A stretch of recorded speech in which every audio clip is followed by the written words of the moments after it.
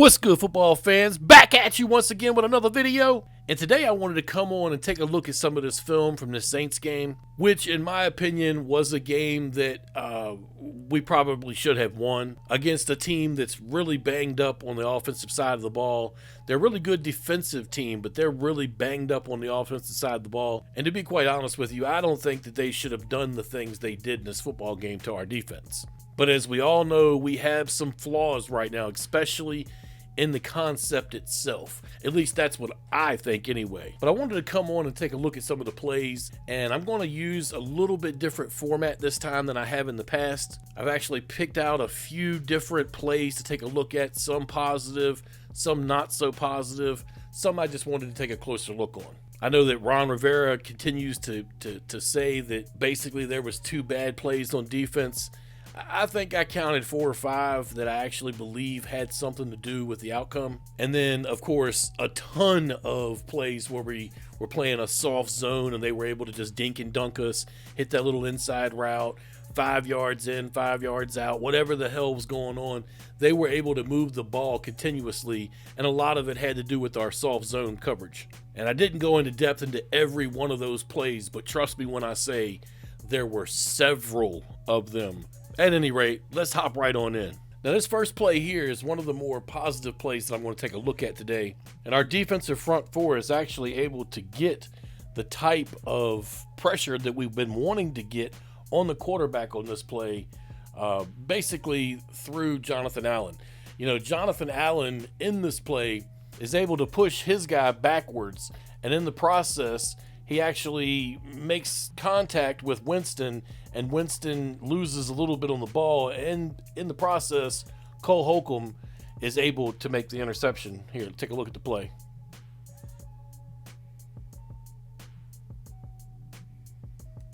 So as you can see,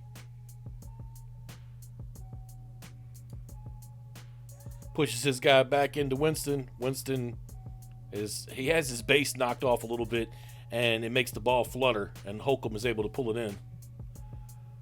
Watch it from the other angle here. And keep an eye on Jonathan Allen. He's right here as he pushes his guy directly backwards and into Winston.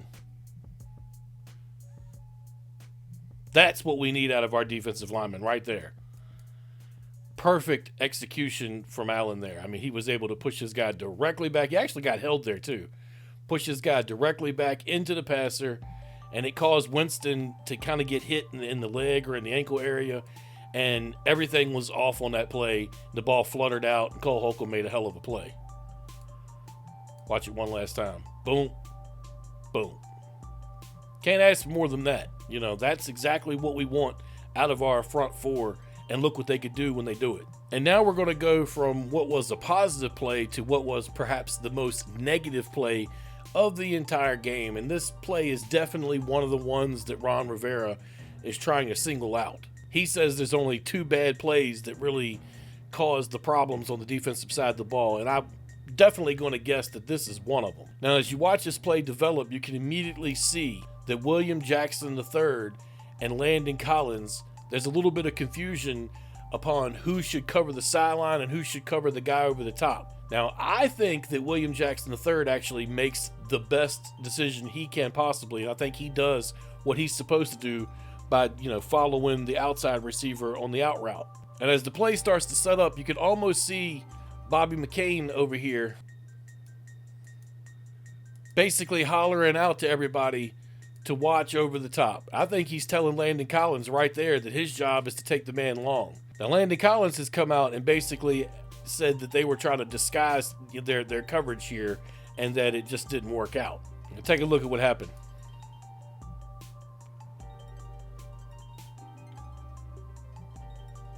Collins is just beaten, and he gives up somewhere along around about the 12-yard line too. Again, if you look pre-snap, you can see Landon Collins is standing there and he's talking to Bobby McCain over here, and the two are having a conversation, I believe, about whose man is going to be long and what they're going to be doing in this play. And if you watch the play, you could see that Landon Collins was lost, but you could see them hollering at each other. See, at this point right now, as the play's getting ready to happen, McCain is still over here telling him what he's supposed to do, and it looks like Collins is kind of hollering back like, I got it, I got it, I got it. And as you watch the play, he didn't get it. His guy's over here somewhere.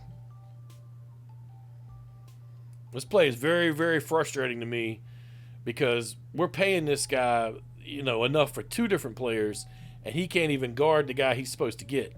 And if you stop it right here, see, look, William Jackson III, he sees the play starting to take place, and I think he knows that this guy is about to be open. I think he knows that Deontay Thompson, I think is his name. I can't remember his last name to save my life.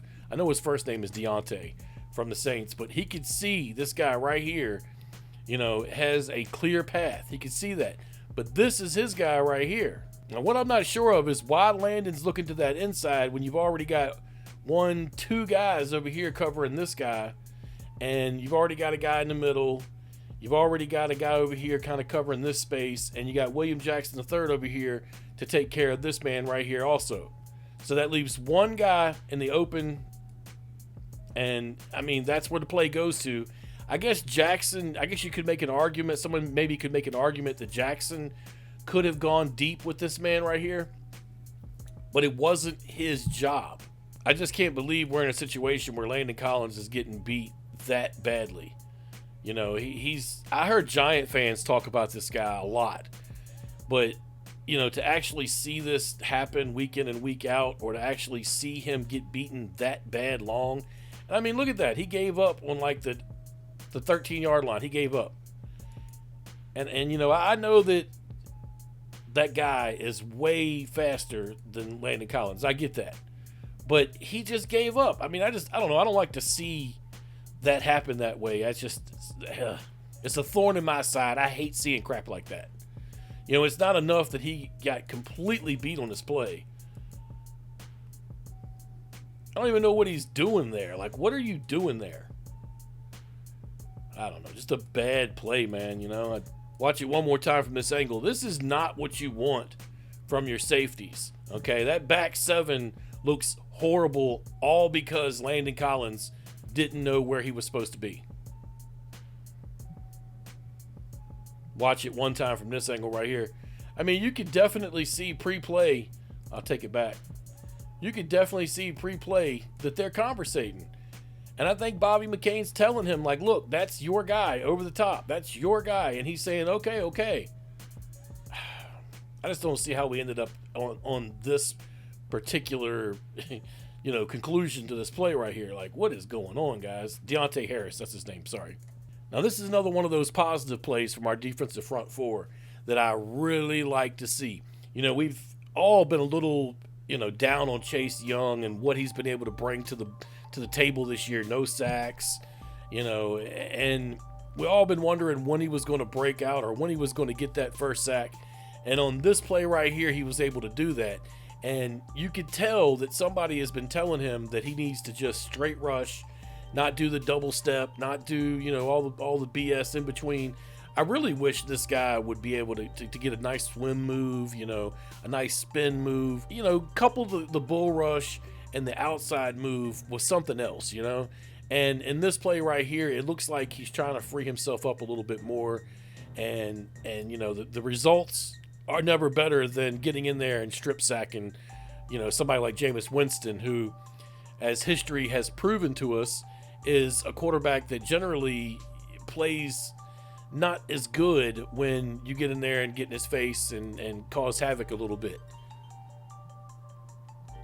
Just good to see Chase get back into that, that way of things.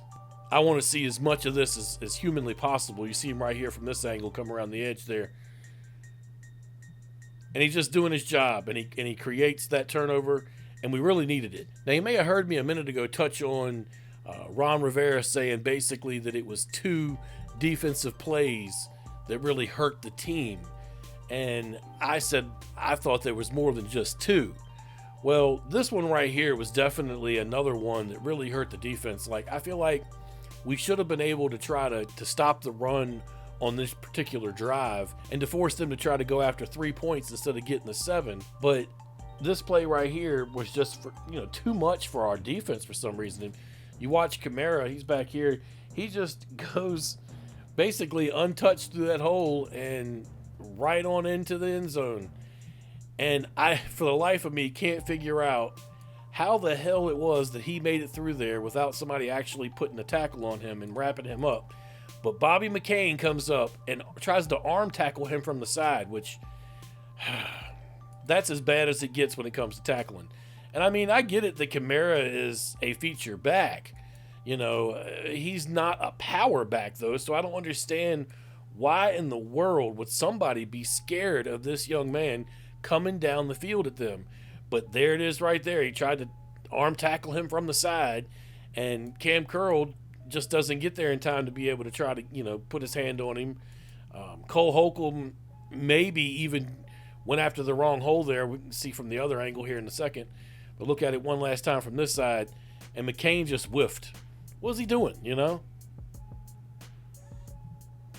Look at it from this angle.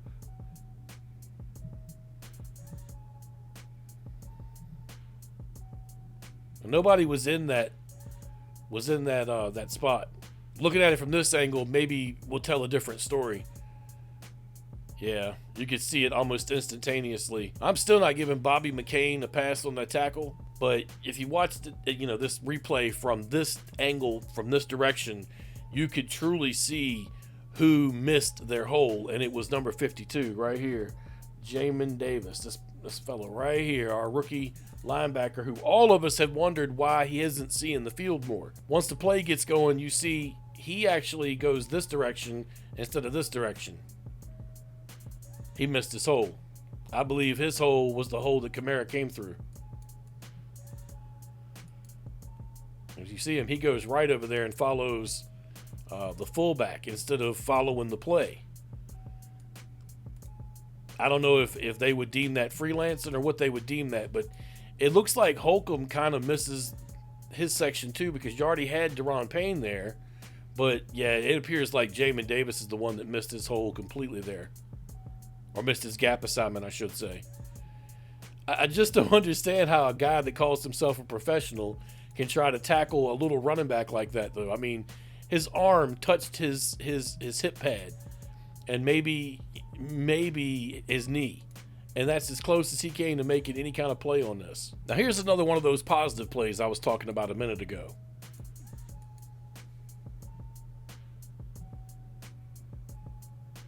I love to see that front four get good quality pressure on the quarterback without blitzing anybody else behind them. I love to see that, you know. I really do. Check that out. I mean, and Daron Payne got in there and just did what he was supposed to do. That's what we'd like to see every single play. Now, it may not happen from Payne each time, but I just love to see this right here, you know. They actually brought 5 there, and it was effective.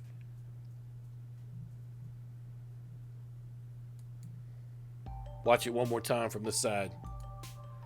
Payne's able to overpower his guy and get in there. Now, this is the Hail Mary play right before the half. And guys, if any one play can emulate how I am so frustrated about everything and can show my frustration all in one play as a defensive unit would actually show, this is it.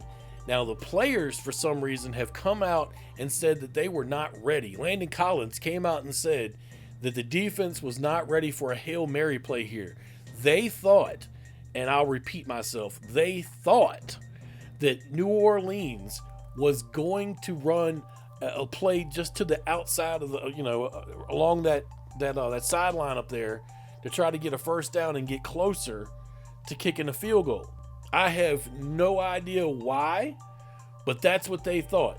Now, what I don't understand is once that they saw that that's not what it was, why they didn't continue down the field. There's really only 2 things this play could have been.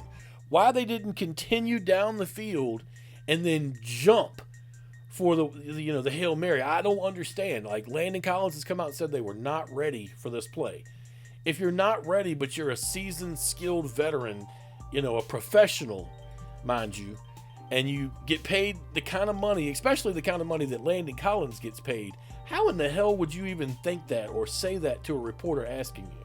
Sometimes I think Collins is just trying to look cute up on the when he's talking to the press or whatever, and just spits out things that he thinks sound right. But when you watch the play, you can see there's only one player that's wearing burgundy and gold that jumps, and it is Collins. But Collins is behind the ball. He's not anywhere near where the play actually goes off at, where the New Orleans Saints wide receiver catches the ball. He's not even in that circle. Let's just watch the play from this angle. And you see him come down, and at what point are you telling yourself that you're not figuring out that this is a Hail Mary? Okay, I mean, you're at the 20-yard line and the ball's in the air. Are you telling yourself this is not a Hail Mary now? I mean, no defenders in between the ball and the receiver who caught it actually jumped. Nobody. Look at that. That's absolutely pathetic. I don't understand this play at all. This is, high school ball defends this better. I don't understand how this happened in a professional football game. How did this happen, guys? Does anybody know? Can anybody give me an answer? I sure the hell would like to know. Embarrassing. You watch it from this angle, it's more of the same.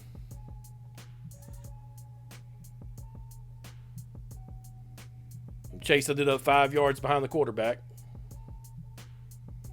See what I mean? Look at that. Look at that. Nobody's jumping. Like, the only person that actually lifted off their legs was Landon Collins, and he's behind the receiver. And he didn't lift that much. Boy, this is just par for the course. Terrible.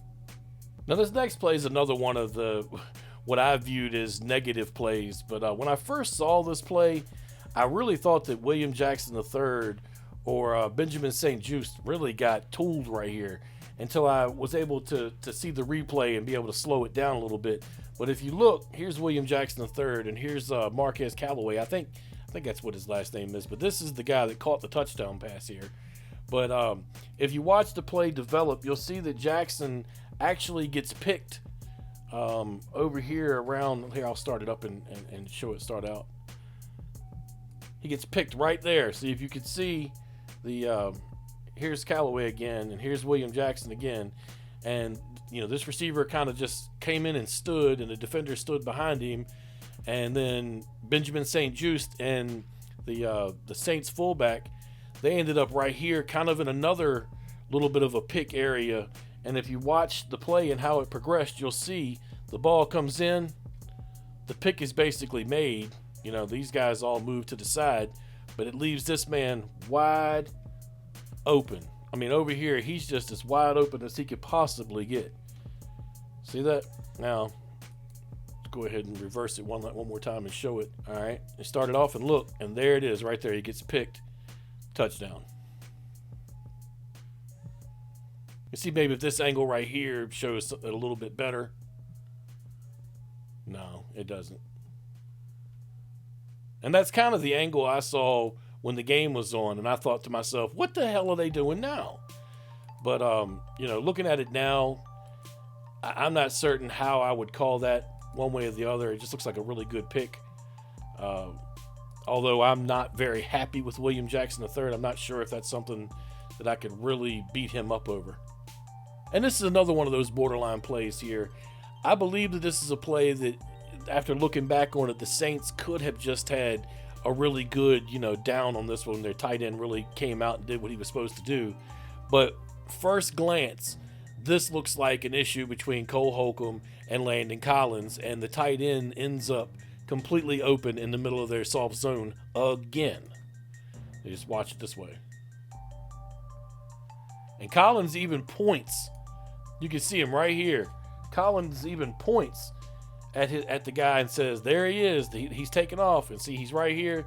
The ball is still in Jameis Winston's hands, and Cole Holcomb is still kind of in tow. What I don't understand is, while Collins sees the ball is going this way, why doesn't he break towards the tight end at this moment? I am not certain at all, but if you watch how the play progresses after that, you'll see that he doesn't try to really catch up to the play either. So, it is what it is. I'm gonna be honest with you guys. I don't understand why 26 is still on the football field. I really don't. Like, he is definitely not the player he once was. Here's another one that I would deem probably negative, but where was the defense on this? I mean, I don't understand. You know, like, how does Kamara end up that open on the edge? You know, I don't understand it. I'm gonna stop trying to understand it for this moment. I mean, he's their feature player. How do you not have a guy watching him? I see 4 burgundy and gold players in tow after him. How is it that nobody is matched up with that guy? Out of all people on the field, how is it that nobody has an eye on him coming out of the backfield? I just don't get it, you know. And I guess it all goes back to this scheme and not understanding why we're still stuck in these zones, and it's not working. Especially when you see for a whole half that it's not working. And I could have shown a lot of borderline plays where, you know, they got good little 7 to 8 yard gains, but there was absolutely nobody within that 5 to 7, 8 yards. You know what I mean? Like, the defense was playing 8 to 10 yards off the ball and allowing them to do whatever they wanted in between that 8 to 10 yards. And I just don't understand how you can continuously watch that week in and week out, or especially inside of one football game, and not do anything to change it. I've heard it all over the last few weeks, actually, about Jack Del Rio and, you know, people thinking that he needs to go. And I don't necessarily think that he needs to go, but he definitely needs to shift, you know, his game plans and make adjustments come halftime if things aren't working right, or make adjustments come third quarter if things aren't working right. I did notice that he's rushing a lot more 5-man fronts now and using maybe only 2 linebackers. That's great and all, but you've got to hit home on some of those pass rushes. So the front 4 or front 5, however you want to look at it, has to get to the quarterback for that scheme to work. And if they're not getting to the quarterback, then the scheme is failing. If I, as a person out here looking at the film, you know, on the street, so to speak, can see that, then why can't they see that inside of Redskins Park, or whatever the hell that park is called now? Why can't they see it inside of there? I'm completely baffled on that. You know, in my opinion, I think that Del Rio may be looking ahead of himself at that USC job. But that's just my opinion. You know, we're only in week 5 of football season, so it's a long time between now and the off season when he might be offered a job, you know, like that. Well, that's neither here or there. That's just my 2 cents there. But this team has to do something, and soon. I know that we are all, as a fan base, set and ready for a Code Red situation where, you know, this team is backed against the wall and needs to come out swinging. But I'm not so certain that that's the way that they're looking at it, because they're 2-3, and I mean, if I was 2-3 and looking at a schedule that was harder than what I'd already seen and harder than what we saw last year, I'd be a little worried right now. Although I will say that the final 5-game stretch, I feel like we have a 50-50 chance in each one of those ball games.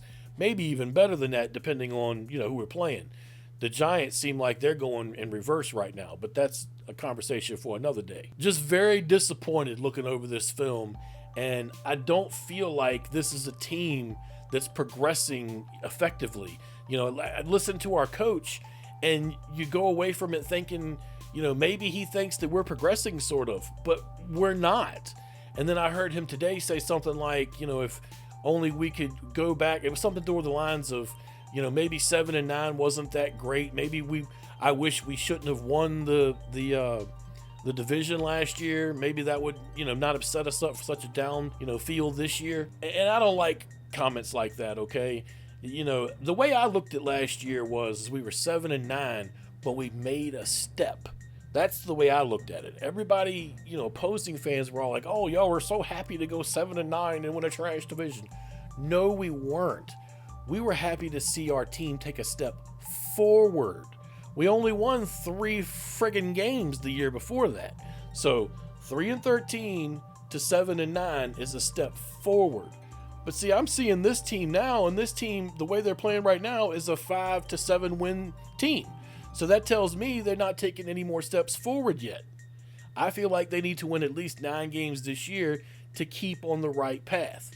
I also feel like we should be seeing more snaps from Jamin Davis than less. I don't understand the theory of having him only have, a certain amount of snaps each week. He only had 13 in the Saints game. And I believe he had something like 41 the week before, or 30, might have been 31 the week before. So that means his snaps are actually falling off. That's not what you do with the rookie. And these coaches know that. These veteran coaches know that, especially when your top veteran player, as far as linebacker goes, and John Bostic, ends up going down last week for the season, and now you use your rookie less. It just doesn't make any sense. It doesn't make any sense at all to me. It's more confusing as we go. At any rate, let me know what you're thinking down below in the comments. That's about all I got for today, guys. Y'all take it easy. Peace.